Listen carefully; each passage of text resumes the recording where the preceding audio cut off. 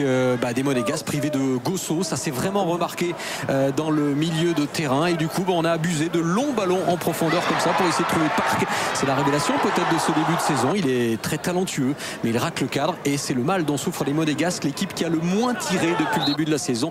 Seulement en moyenne 8 tirs par match pour Monaco. Ça explique le bilan offensif peut-être des Monégasques. Et en face, vous avez entendu Rudy Garcia qui dit on joue dans la boîte, on joue sur la tête de Tullio De Melo, arrivé le 31 août, et il oblige la première parade de Ruffier.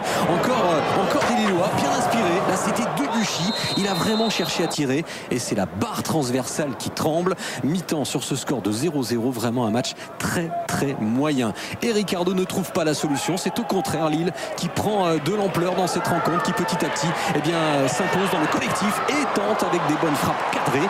Ici encore une remarquable frappe de Bastos. Les Monégasques déçoivent vraiment dans cette seconde période et Lille continue avec Cabaye.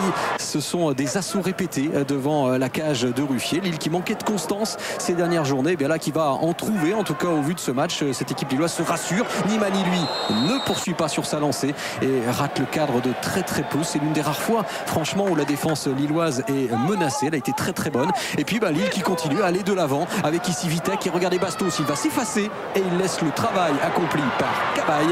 1-0 à 20 minutes de la fin. Alors c'est vrai que les Monégasques sont un petit peu malchanceux sur ce coup-là parce que Ruffier semblait sur la trajectoire et c'est Modesto en se jetant qui dévie la trajectoire du ballon. C'est logique quand même au vu de la physionomie de cette rencontre. 1-0 pleinement mérité pour l'instant pour des Lillois qui avaient raté leur début de saison et qui sont en passe d'aligner peut-être une belle série. Ils ne reculent pas, ces Lillois. Ils continuent avec Cabaye, le capitaine de l'équipe de France Espoir, qui a vu Aubragnac qui a fait son entrée et Aubragnac ajuste pour le 2-0. Là encore on pourra peut-être reparler de ce but parce qu'il y avait une position de hors-jeu, pas seulement de Bastos qui ne jouait pas sur cette action en plein centre, mais Aubragnac, c'est clair, l'est également. En tout cas, l'arbitre a laissé le jeu se dérouler. 2-0 à l'arrivée. Très belle victoire méritée de Lille. Et à l'inverse, c'est bien le syndrome de l'automne ressurgit du côté de Monaco. Il y a 3 ans, démission de Deschamps. Il y a 2 ans, limogeage de Bologna. L'an dernier, Ricardo était dans la tourmente.